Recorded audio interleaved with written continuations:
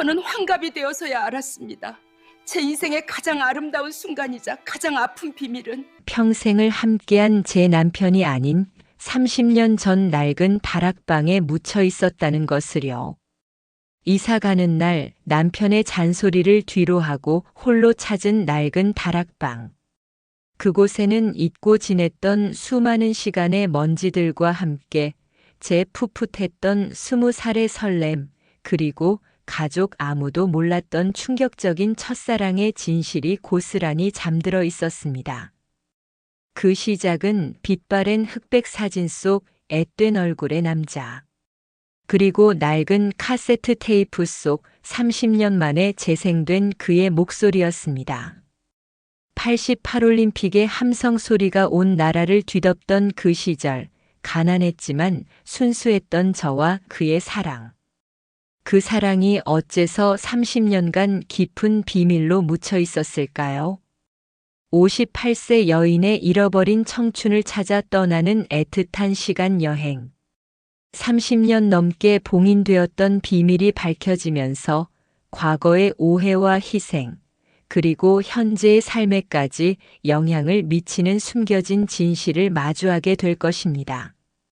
제 얘기 들어보실래요? 여보, 이사 가는 김에 저 다락방 짐 좀 오늘 다 내려놔야 해. 이참에 안 쓰는 건 다 버리자고. 남편의 잔소리가 귓가에 맴돌았지만 저는 선뜻 발길이 떨어지지 않았습니다. 30년 넘게 한 번도 제대로 정리해 본 적 없던 낡은 다락방. 그곳은 제 삶의 모든 기억들이 먼지 쌓인 채 잠들어 있는 비밀스러운 공간이었습니다. 곧 이사를 가야 하니 어쩔 수 없이 시작했지만 저는 이 다락방이 제 인생을 송두리째 뒤흔들 판도라의 상자가 될 줄은 그때는 꿈에도 몰랐습니다. 어깨에 먼지를 잔뜩 뒤집어 쓴 채 저는 차곡차곡 쌓인 상자들을 하나씩 꺼내기 시작했습니다. 앨범, 빛바랜 졸업장, 이미 유행이 한참 지난 옷가지들, 물건 하나하나에 잊고 지냈던 시간의 흔적들이 고스란히 묻어 있었습니다. 그러다 제 손에 잡힌 것은 낡은 나무 상자 하나였습니다. 다른 상자들과 달리 상자 위에는 제 이름의 한자가 정성스럽게 새겨져 있었습니다. 김미숙. 젊은 시절에 제가 누군가에게 받은 선물임이 분명했습니다. 상자를 열자 습기 먹은 오래된 종이 냄새가 확 풍겨왔습니다. 가장 먼저 눈에 들어온 것은 낡은 카세트 테이프 하나였습니다. 샛노란색 라벨 위에는 삐뚤빼뚤한 글씨로 별이 빛나는 밤에라고 적혀 있었고 그 옆에는 작은 하트 그림이 그려져 있었습니다. 제 마음이 쿵 하고 내려앉았습니다. 30년 전 그 시절 한때 제 심장을 미치도록 두근거리게 했던 이름이 희미하게 떠올랐습니다. 저는 손바닥으로 테이프를 감싸 쥐었습니다. 카세트 테이프 한 장, 그저 낡은 유물일 뿐인 이 물건이 저를 1988년 여름의 어느 한 골목길로 데려다주는 듯 했습니다. 땀방울이 송골송골 맺히던 뜨거운 날씨, 공중전화 부스 앞에서 연신 부채질을 하던 앳된 제 모습, 그리고 제 옆에서 쭈뼛거리며 저를 바라보던 한 남자의 얼굴이 마치 어제 일처럼 생생하게 떠올랐습니다. 그는 제 첫사랑 민우였습니다. 88올림픽을 코앞에 둔 그 해, 대학생이었던 그는 제가 일하던 작은 동네 제과점의 단골 손님이었습니다. 늘 후드티에 청바지 차림으로 어슬렁거리던 그는 제과점 유리창 너머로 저를 빤히 바라보곤 했습니다.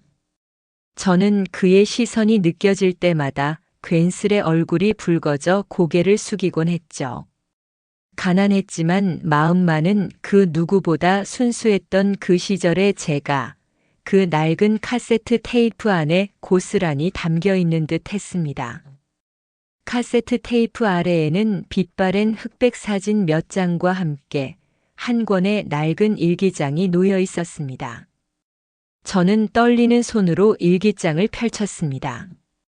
첫 장에는 삐뚤빼뚤한 글씨로 1988년 7월 20일 미숙에게라고 적혀 있었습니다.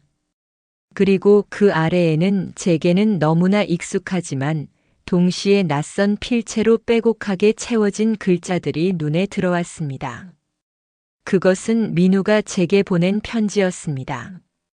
아니, 편지라기보다는 제게 전하지 못했던 그의 마음을 담은 비밀 일기장에 가까웠습니다. 왜 그는 이 일기장을 제게 주었던 걸까? 그리고 왜 저는 30년이 넘도록 이 일기장의 존재를 잊고 있었던 걸까? 제 머릿속은 수많은 물음표로 가득 찼습니다. 민우, 이게 다 뭐니? 나직이 혼잣말을 중얼거렸습니다. 그 일기장 속에는 88올림픽의 뜨거운 열기만큼이나 뜨거웠던 우리들의 청춘이 가난했지만 서로에게 의지하며 희망을 꿈꾸던 그 시절의 순수했던 사랑이 담겨 있었습니다. 하지만 동시에 저는 직감했습니다. 이 일기장 안에는 단순한 추억만이 아닌 30년 동안 봉인되어 있던 알려져서는 안 될 비밀이 숨겨져 있을 것이라는 것을요. 제 심장이 다시금 두근거리기 시작했습니다. 풋풋한 설렘이 아닌 알 수 없는 불안감과 함께 찾아온 감정이었습니다. 이 일기장을 과연 끝까지 읽어야 할까요? 제 남은 인생을 뒤흔들지도 모를 그 비밀을 마주할 용기가 과연 제게 있을까요? 낡은 다락방의 희미한 불빛 아래 저는 떨리는 손으로 일기장의 다음 페이지를 넘겼습니다. 그날 밤 저는 잠을 이룰 수 없었습니다.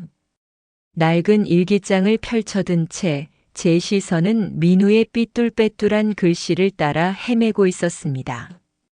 첫 페이지에는 민우가 저를 처음 만났던 순간의 기록이 담겨 있었습니다. 1988년 여름 올림픽의 열기가 막 피어오르던 그때 저는 동네 제과점에서 아르바이트를 하고 있었습니다. 그의 일기장은 제가 미처 알지 못했던 그의 시선 속에서 시작되고 있었습니다. 민우는 저를 제과점의 노란 제비꽃이라고 칭했습니다. 어깨까지 오는 단발머리에 늘 노란색 리본을 매고 있었다고요. 저는 그 글을 읽으며 혼자 피식 웃었습니다. 정말 그랬던가요? 저는 그저 학교 등록금에 보태려고 매일 밤 늦게까지 빵을 나르고 계산만 했을 뿐인데 그의 눈에는 제가 그렇게 싱그러운 제비꽃처럼 보였던 모양입니다. 그의 시선은 늘 저에게 머물러 있었지만 저는 그걸 애써 모르는 척했던 겁니다. 그의 일기장에는 제가 얼마나 예쁘게 웃는지, 작은 손으로 쟁반을 나르는 모습이 얼마나 사랑스러운지 같은 시시콜콜한 관찰 일지가 빼곡했습니다. 저는 그의 글을 읽으며 30년 만에 다시 얼굴이 붉어졌습니다. 그 시절 저를 향한 누군가의 순수한 마음이 이렇게 절절히 기록되어 있었다는 사실에 놀라움을 금치 못했습니다. 어느 날 제과점 앞 공중전화에서였습니다. 어머니의 병원비 때문에 시골집으로 전화를 걸던 제게 동전이 똑 떨어졌습니다. 애가 타서 어쩔 줄 모르고 있을 때 뒤에서 쭈뼛거리던 민우가 손을 내밀었습니다. 500원짜리 동전 2개. 그가 내민 동전은 제게는 마치 동아줄 같았습니다. 저 이거 쓰세요. 어르신께 꼭 전화드려야 할 것 같아서. 그것이 우리들의 첫 대화였습니다. 그날 이후 민우는 매일 제과점에 들렀습니다. 빵을 사는 척, 음료수를 마시는 척하며 저에게 말을 걸었습니다. 처음에는 어색하고 부끄러웠지만 올림픽 소식, 영화 이야기, 그리고 당시 유행하던 팝송 이야기를 나누며 우리는 조금씩 가까워졌습니다. 그가 가장 좋아했던 것은 서정적인 멜로디였습니다. 저는 그의 일기장에서 그런 취향을 발견하고는 잊었던 그 시절의 감성을 다시 떠올렸습니다. 민우는 저보다 2살이 많았지만 어린아이처럼 순수했습니다. 그는 제가 힘들게 아르바이트를 하는 것을 안타까워하며 미숙 씨는 꼭 더 넓은 세상에서 더 행복하게 살아야 할 사람이라고 말하곤 했습니다. 저는 그 말에 가슴 한구석이 찡해지곤 했죠. 가난했지만 희망이 있었고 작은 말 한마디에도 위로를 얻던 그런 시절이었습니다. 그의 일기장에는 미숙 씨와 함께 88올림픽 개막식을 보고 싶다, 미숙 씨 손을 잡고 서울의 밤거리를 걷고 싶다는 풋풋한 소망들이 적혀 있었습니다. 그 시절 연인들이 가볼 만한 곳이라고는 영화관이나 찻집 정도가 전부였지만 우리에게는 그 모든 것이 꿈처럼 아련했습니다. 어느 날 퇴근길 민우가 제게 용기 내어 말했습니다. 미숙 씨 혹시 이번 주말에 시간 되세요? 저같이 영화 보러 가고 싶은데. 저는 그의 고백에 얼굴이 빨개져 고개를 들 수 없었습니다. 당시는 남녀가 단둘이 만나는 것이 조심스러웠던 때였습니다. 저는 잠시 망설였지만 그의 진심 어린 눈빛을 외면할 수 없었습니다. 네, 좋아요. 제 입에서 나온 한마디에 민우는 세상을 다 얻은 듯 활짝 웃었습니다. 그의 일기장에는 그날의 감격이 인생 최고의 순간이라고 기록되어 있었습니다. 그날 이후 우리는 영화를 보고 낡은 찻집에서 통기타 음악을 들으며 미래를 이야기했습니다. 그는 제게 영어 단어를 가르쳐 주었고 저는 그에게 빵 만드는 법을 알려주었습니다. 88올림픽이 한창이던 그 여름 서울의 거리는 뜨거운 열기로 가득했지만 우리 둘만의 작은 세상은 설렘과 행복으로 조용히 물들어갔습니다. 낡은 다락방의 희미한 불빛 아래 저는 민우의 일기장을 읽으며 30년 전의 저와 그 시절의 민우를 다시 만나는 듯 했습니다. 하지만 제 마음 한구석에는 여전히 불안감이 자리 잡고 있었습니다. 민우의 일기장을 읽어 내려갈수록 30년 전 그 여름의 공기와 냄새, 그리고 제 심장의 두근거림이 생생하게 되살아났습니다. 88올림픽이 한창이던 그 시절, 온 나라는 축제 분위기로 들떠 있었지만 저와 민우의 세상은 오직 서로를 향한 설렘으로 가득했습니다. 우리는 매일 밤 제가 아르바이트를 마치면 제과점 뒤편 골목길에서 만나 시간을 보냈습니다. 작은 평상에 앉아 하늘의 별을 보며 꿈을 이야기하고 미래를 그렸습니다. 민우는 늘 미숙 씨는 꼭 더 큰 세상에서 살아야 할 사람이라고 말했습니다. 가난했던 제게 그는 희망의 빛 같은 존재였습니다. 그는 제가 제과점 아르바이트를 그만두고 학업을 이어갈 수 있도록 물심양면으로 도왔습니다. 매일 밤 늦게까지 제게 영어 단어를 가르쳐 주었고 어려운 문제들을 함께 풀어주었습니다. 제게는 너무나 과분한 사람이었죠. 어느 날 밤 민우는 제게 직접 녹음한 카세트 테이프를 건네주었습니다.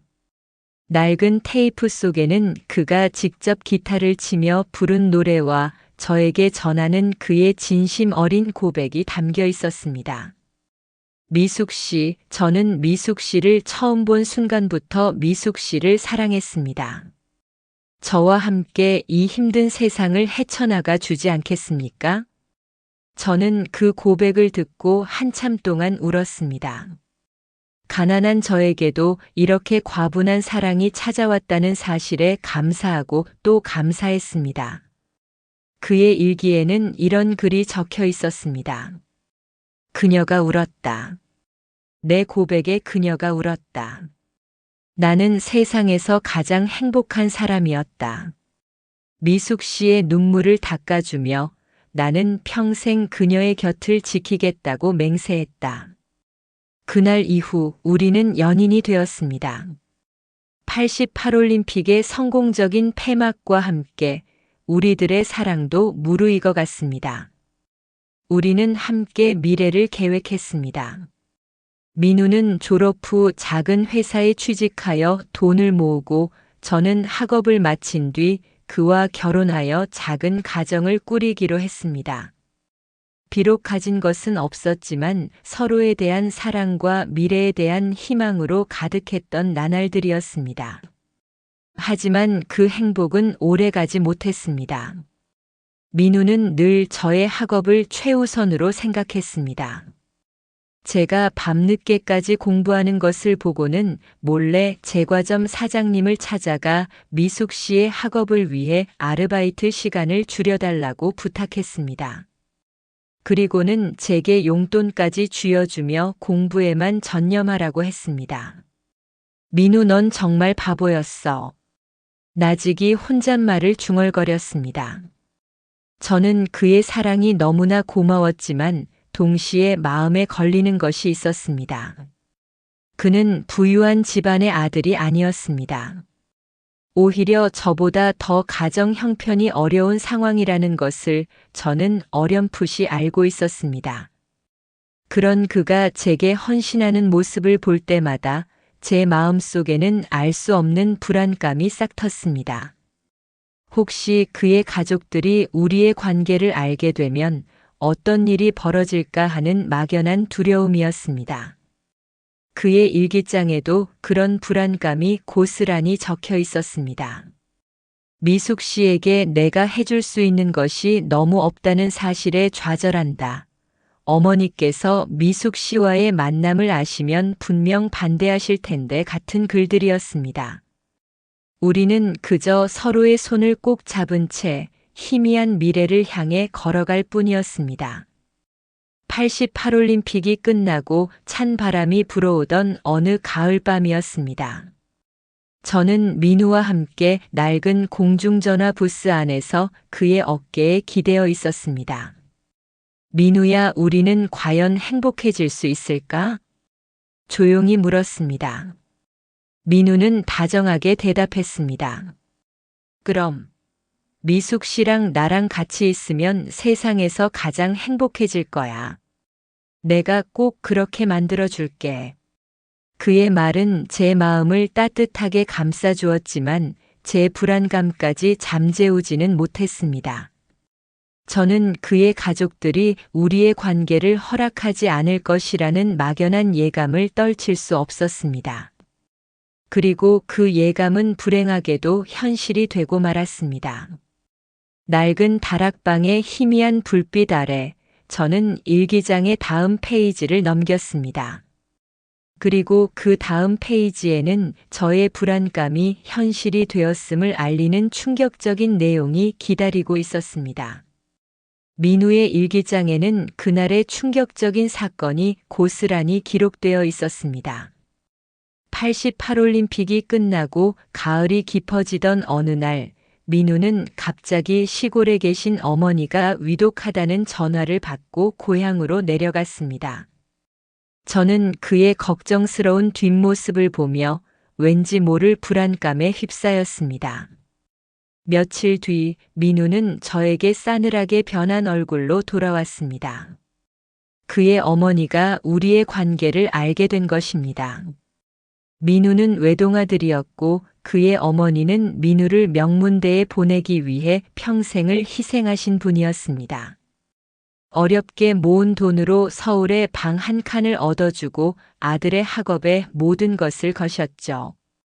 그런 아들이 가난한 제과점 아르바이트생인 저와 연애를 한다는 사실에 노발대발하셨다는 것입니다. 민우의 일기에는 이런 글이 적혀 있었습니다. 어머니는 내게 물었다. 내가 미쳤느냐? 내가 지금 그럴 때냐? 그 아이가 너에게 무엇을 해줄 수 있느냐? 나는 아무 말도 할 수 없었다. 어머니의 눈물 앞에서 나는 죄인이었다. 민우는 어머니의 반대 앞에서 한없이 작아졌습니다. 그는 제게 미안하다는 말만 되풀이했습니다. 저는 그의 죄책감 어린 눈빛을 보며 제 가슴이 찢어지는 듯 했습니다. 그의 어머니 입장에서는 이해할 수 없는 일이 아니었을 겁니다. 아들의 앞날을 망치는 걸로 보였겠죠. 하지만 제게는 그 모든 것이 너무나 가혹하게 느껴졌습니다. 며칠 후 저는 민우의 어머니로부터 한 통의 전화를 받았습니다. 제가 일하던 제과점으로 걸려온 전화였습니다. 저는 수화기 너머로 들려오는 싸늘하고 단호한 목소리에 온몸이 얼어붙는 듯 했습니다. 김미숙 양 맞소? 내 민우 엄니요. 내 아들 앞길 망칠 셈이요? 가진 것도 없는 주제에 어디 감히 내 아들에게 꼬리를 쳐. 당장 내 아들 민우에게서 떨어지시오. 2번 다시 내 아들 근처에도 얼씬거리지 마. 제 손에서 수화기가 떨어져 나갔습니다. 저는 그 자리에서 주저앉아 하염없이 울었습니다. 제가 사랑했던 민우의 어머니가 제게 이렇게 모진 말을 퍼부을 수 있다는 사실이 믿기지 않았습니다. 저는 제가 너무나 보잘것없고 초라하게 느껴졌습니다. 그의 어머니 말대로 저는 그에게 아무것도 해줄 수 있는 것이 없는 그저 짐만 되는 존재일 뿐인 걸까요? 그날 이후 민우는 저를 찾아오지 않았습니다. 제과점에도 골목길에도 그의 모습은 보이지 않았습니다. 저는 혹시 그에게 무슨 일이 생긴 건 아닐까 걱정하며 매일 밤 그의 집 앞을 서성였습니다. 하지만 그는 나타나지 않았습니다. 제 가슴은 걷잡을 수 없는 불안감과 함께 깊은 슬픔에 잠겼습니다. 민우의 일기장에는 그때의 그의 고통이 생생하게 기록되어 있었습니다. 어머니의 강한 반대와 저를 향한 미안함, 그리고 자신의 무력함에 대한 자책감이 뒤섞여 있었습니다. 그는 제게 도저히 미숙 씨를 만날 용기가 나지 않는다. 미숙 씨를 놓아주는 것이 나를 사랑하는 미숙 씨를 위한 유일한 길이라고 쓰고 있었습니다. 저는 그 글을 읽으며 다시금 눈물을 쏟았습니다. 그 또한 저만큼이나 아파하고 있었던 것입니다.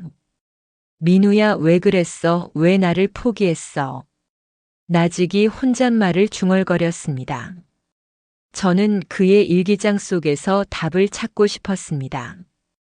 왜 그가 저를 떠나야만 했는지, 왜 우리의 사랑이 이렇게 비극적으로 끝나야만 했는지. 하지만 일기장은 침묵하고 있었습니다. 낡은 다락방의 희미한 불빛 아래 저는 눈물로 흐려진 눈으로 다음 페이지를 넘겼습니다. 그리고 그 다음 페이지에는 저의 불안감이 최고조에 달하게 만드는 충격적인 내용이 기다리고 있었습니다. 민우는 그날 이후 저에게 전하는 마지막 편지 한 통을 남기고 종적을 감췄습니다. 찢겨진 종이에 급하게 쓴 듯한 글씨는 그의 절박한 심정을 고스란히 담고 있었습니다. 저는 떨리는 손으로 그 편지를 펼쳤습니다. 그리고 그 순간 30년 넘게 잠들어 있던 충격적인 진실이 제 눈앞에 펼쳐졌습니다. 그가 저를 떠난 이유, 그것은 그의 어머니의 반대 때문만은 아니었습니다. 편지에는 이렇게 적혀 있었습니다. 미숙 씨, 미안합니다. 정말 미안합니다. 어머니의 반대 때문만은 아닙니다. 저는 미숙 씨에게 도저히 말할 수 없는 비밀이 있습니다. 저는 제 동생의 수술비를 마련하기 위해 죄를 지었습니다. 불법 도박판에 손을 댔고 거액의 빚을 졌습니다. 그 빚을 갚기 위해 저는 결국 군 입대를 선택할 수밖에 없었습니다. 남은 빚은 군 복무 중 받는 월급으로 조금씩 갚아나가야 합니다. 저 같은 놈이 미숙 씨 곁에 있을 자격이 없습니다. 제 손에서 편지가 미끄러져 떨어졌습니다. 저는 그 자리에 멍하니 앉아 있었습니다. 제 가슴은 이루 말할 수 없는 충격과 슬픔, 그리고 뒤늦은 미안함으로 무너져 내리는 듯 했습니다. 민우에게 아픈 동생이 있었다는 사실도, 그가 동생의 수술비를 위해 불법적인 일에 손을 댔다는 것도, 그리고 그 모든 죄책감과 빚 때문에 군 입대를 선택했다는 것도 저는 아무것도 모르고 있었습니다. 저는 그저 그가 어머니의 반대 때문에 저를 버렸다고 생각했습니다. 그를 원망하고 또 원망했습니다. 하지만 그는 저를 버린 것이 아니었습니다. 아픈 동생을 살리기 위한 선택이었고, 저에게는 차마 말할 수 없는 자신의 추악한 현실을 감추기 위한 비겁한 도피였을 뿐입니다. 저는 그의 편지를 통해 그 모든 것을 뒤늦게 알게 된 것입니다.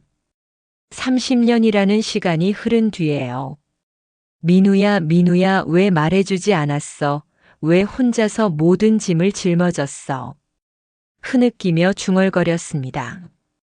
그 시절 대학생이었던 민우에게 동생의 수술비는 감당하기 어려운 액수였을 겁니다. 가난한 집안 형편에 기댈 곳도 없었을 테죠. 그가 얼마나 절박했을지, 얼마나 괴로웠을지 저는 이제야 알 것 같았습니다. 그가 제게 미숙 씨는 더 행복해야 할 사람이라고 했던 말의 진짜 의미를. 그는 자신의 추악한 현실에 저를 끌어들이고 싶지 않았던 것입니다. 저를 지켜주기 위해 스스로 불행을 택했던 것입니다. 편지에는 마지막으로 이렇게 적혀 있었습니다. 미숙 씨, 부디 저를 잊고 행복하게 사세요. 저는 당신을 영원히 잊지 않을 것입니다. 당신은 제 삶의 가장 아름다운 순간이었습니다. 그 마지막 문장을 읽는 순간 제 눈에서는 다시금 뜨거운 눈물이 쏟아졌습니다. 30년간 닫아두었던 제 가슴 속 응어리가 터져 나오는 듯 했습니다. 민우는 저에게 편지를 남긴 채 그렇게 홀연히 제 곁을 떠났습니다.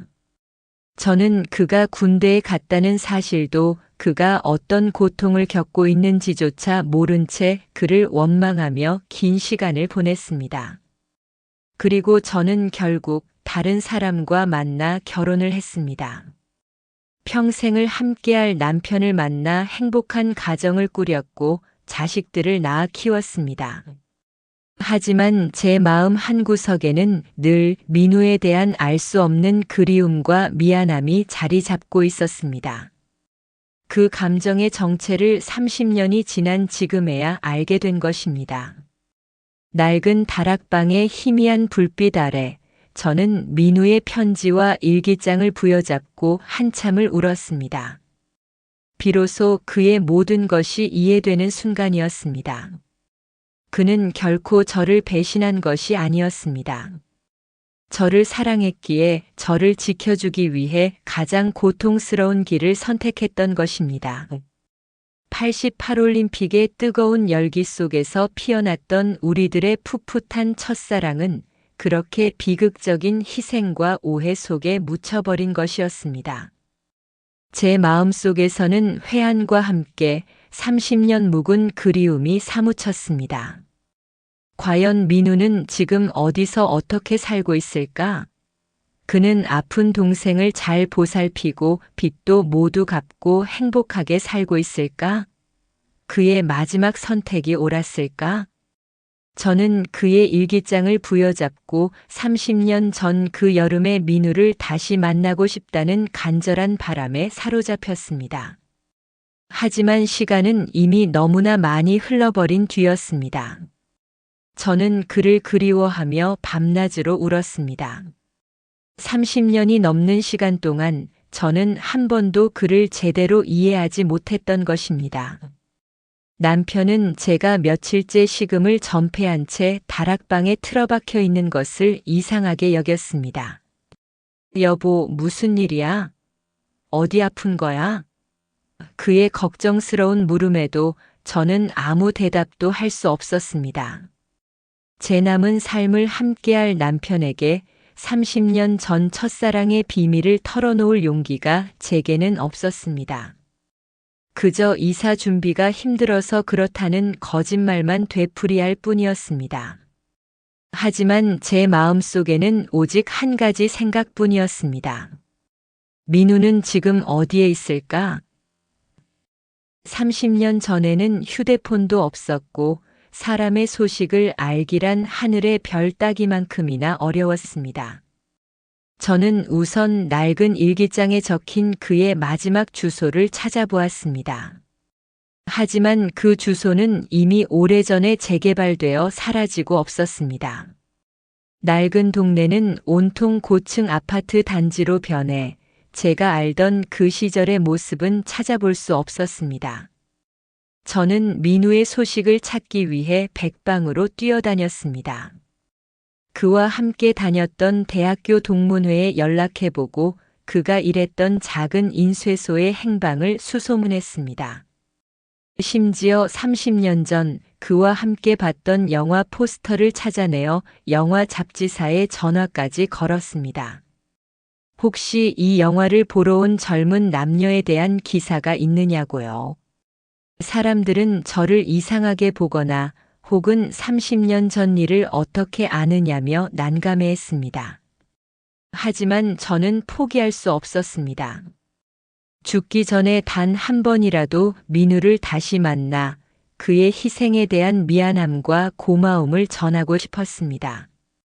어느 날 저는 그와 제가 처음 만났던 동네 제과점 앞을 찾아갔습니다. 이미 사라지고 없는 제과점 자리에는 으리으리한 프랜차이즈 빵집이 들어서 있었습니다. 저는 멍하니 그 자리를 바라보았습니다. 30년 전 제가 노란 리본을 메고 쟁반을 나르던 그곳. 민우가 유리창 너머로 저를 바라보며 수줍게 웃던 그곳. 모든 것이 변했지만 제 마음속의 그 시절 풍경은 여전히 선명했습니다. 민우야, 어디 있는 거니? 내가 너무 늦게 알았어. 정말 미안해. 나직이 혼잣말을 중얼거렸습니다. 그 시절의 물건들은 저에게 민우의 흔적을 알려주었지만 현재의 민우를 찾을 단서는 주지 않았습니다. 저는 절망에 빠졌습니다. 영영 그를 다시 만날 수 없을지도 모른다는 생각에 가슴이 미어지는 듯 했습니다. 하지만 그때 제 머릿속을 스치는 한 가지 생각이 있었습니다. 민우의 편지에 언급되었던 동생이었습니다. 아픈 동생을 위해 모든 것을 희생했던 민우. 어쩌면 그의 동생에게서 실마리를 찾을 수 있을지도 모른다는 희미한 희망이었습니다. 저는 민우의 일기장 속에서 동생에 대한 기록을 찾아보았습니다. 민우는 동생의 이름이 민호라고 적었고 그가 희귀병을 앓고 있다고 썼습니다. 그리고 한 병원 이름을 간략하게 언급했습니다. 30년 전 민우의 동생이 치료를 받았던 병원. 저는 마지막 희망을 걸고 그 병원의 전화번호를 수소문했습니다. 이미 폐업했을지도 모른다는 불안감 속에서도 제 손은 낡은 전화 다이얼을 힘껏 돌렸습니다. 수화기 너머에서는 한참 동안 신호음만 울렸습니다. 저는 숨을 죽이고 기다렸습니다. 그리고 마침내 낯선 여자의 목소리가 들려왔습니다. 네, XX병원입니다. 지금은 이름이 바뀌었지만 저는 그녀의 말을 끊고 다급하게 물었습니다. 혹시 30년 전쯤 민호라는 아이가 희귀병으로 치료받은 적이 있나요? 최민우라는 이름의 형이 돌보던. 제 목소리는 떨렸습니다. 30년 만에 저는 다시금 민우의 흔적을 찾아낼 수 있을지도 모른다는 희미한 희망을 품게 된 것입니다. 수화기 너머의 여자는 잠시 침묵했습니다. 제 심장은 목구멍까지 차오르는 듯 했습니다. 30년 만에 민우의 흔적을 찾을 수 있을지도 모른다는 희망과 혹시라도 나쁜 소식이 들려올까 하는 두려움이 뒤섞였습니다. 한참 뒤 여자는 조심스럽게 말했습니다. 최민호님 맞으시네요. 아주 오래전에 저희 병원에서 치료받으셨죠. 지금은 이곳에 계시지 않지만 연락처는 남아있을 겁니다. 저는 그녀의 말에 안도의 한숨을 내쉬었습니다. 그리고는 다급하게 민호의 연락처를 받아 적었습니다. 떨리는 손으로 전화 버튼을 누르며 저는 30년 전 민호의 편지 속 동생 민호와의 통화를 시도했습니다. 몇 번의 신호음 끝에 낯설지만 나직한 남자의 목소리가 들려왔습니다. 저 혹시 최민호 씨 되세요? 저는 김미숙이라고 합니다. 혹시 형 되시는 최민호 씨를 아시나요? 네, 제가 민호인데요. 최민호 형님이라면 제 친형 맞습니다만 누구신지 조금 놀란 듯한 목소리였습니다. 민호 씨는 제 이름을 듣고 잠시 당황한 듯 했지만 제가 민호와의 관계를 설명하자 이내 차분해졌습니다. 그는 저에게 형 민호의 이야기를 조심스럽게 꺼내놓았습니다. 형은 군 전역 후에도 동생의 치료비와 남은 빚을 갚기 위해 온갖 굳은 일을 마다하지 않았다고 합니다. 그리고 10년 전 민호가 완치 판정을 받자 그는 홀연히 도시를 떠나 강원도 산골 마을에 들어가 작은 도서관을 짓고 아이들을 가르치며 살고 있다고 했습니다. 형님은 누님 이야기를 자주 하셨어요. 내 인생에서 가장 아름다웠던 사람이라고요.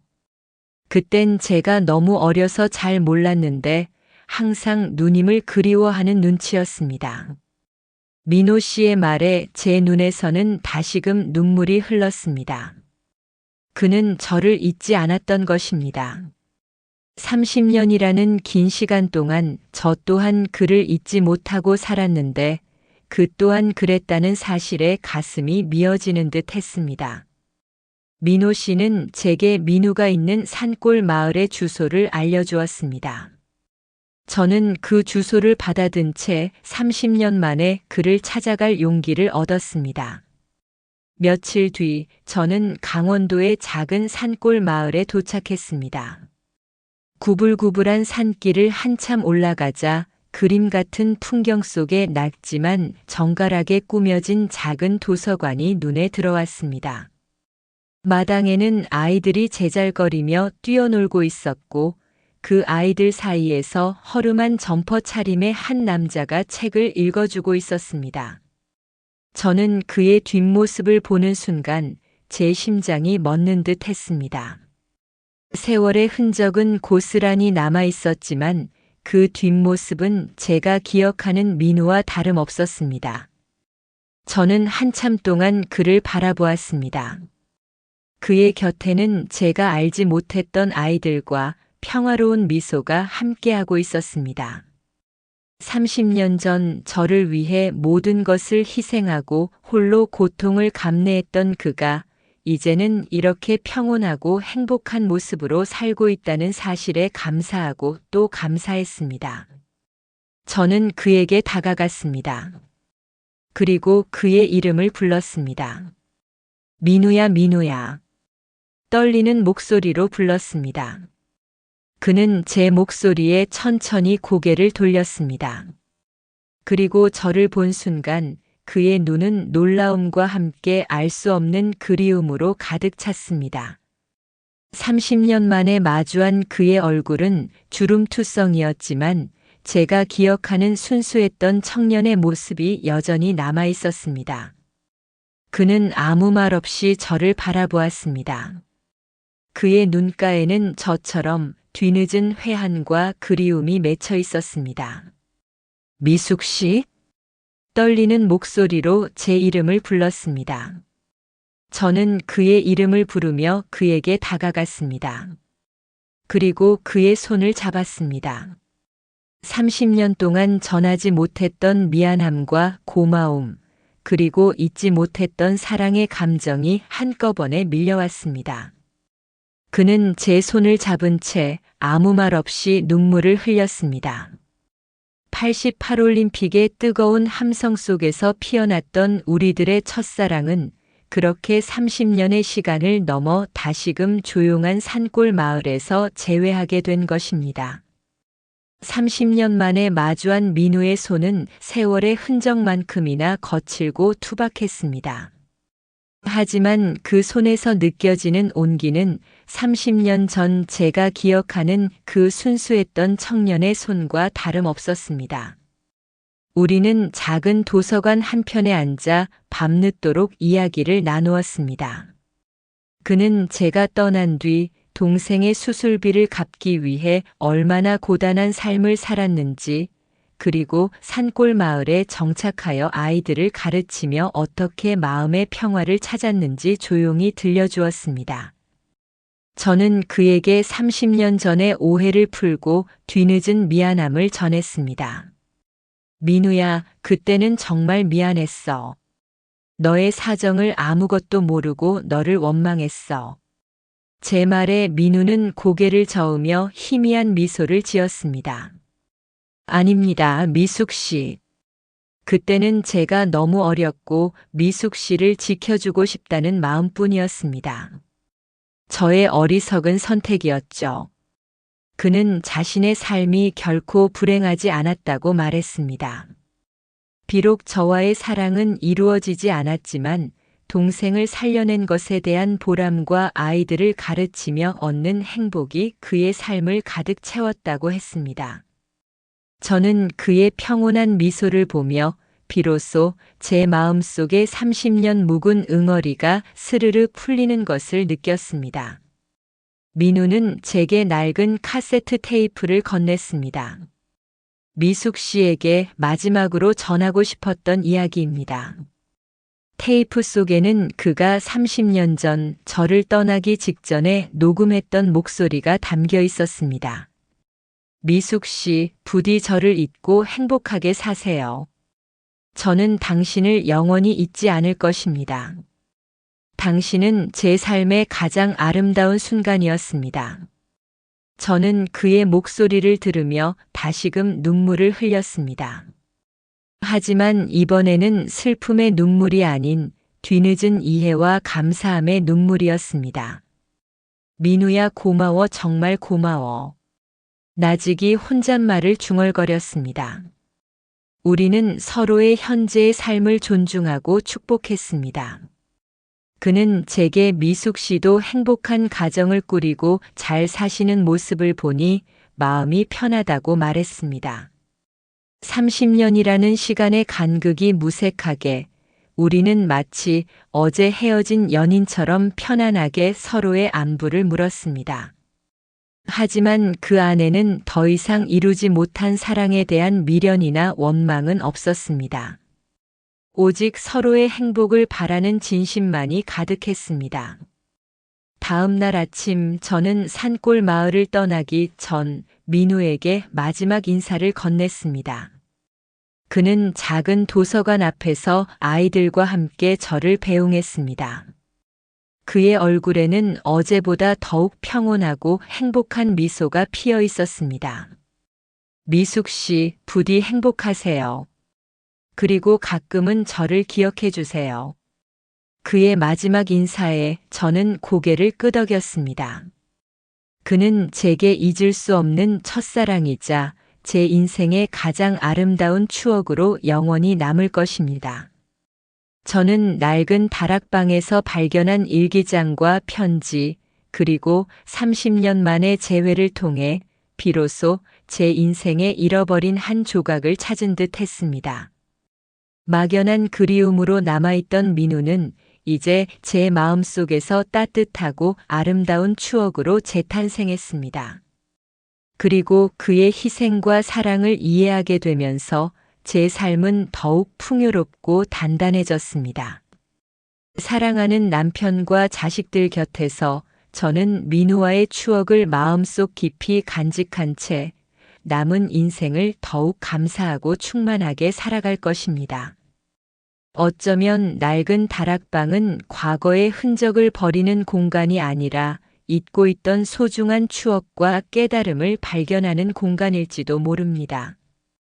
88올림픽 그 시절의 풋풋했던 첫사랑은 제게 영원히 잊을 수 없는 낡은 다락방의 연서로 남아 제 인생을 따뜻하게 비추는 등불이 되어줄 것입니다.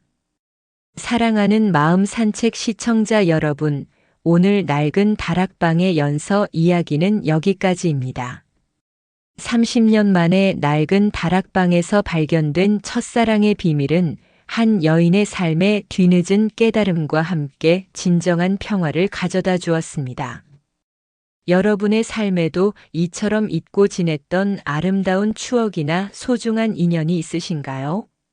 오늘 저희의 이야기가 여러분의 마음에 어떤 울림을 주었는지 아래 댓글로 자유롭게 나눠주세요. 다음 주에도 삶의 지혜와 따뜻한 위로를 전하는 감동적인 이야기로 다시 찾아뵙겠습니다. 고맙습니다.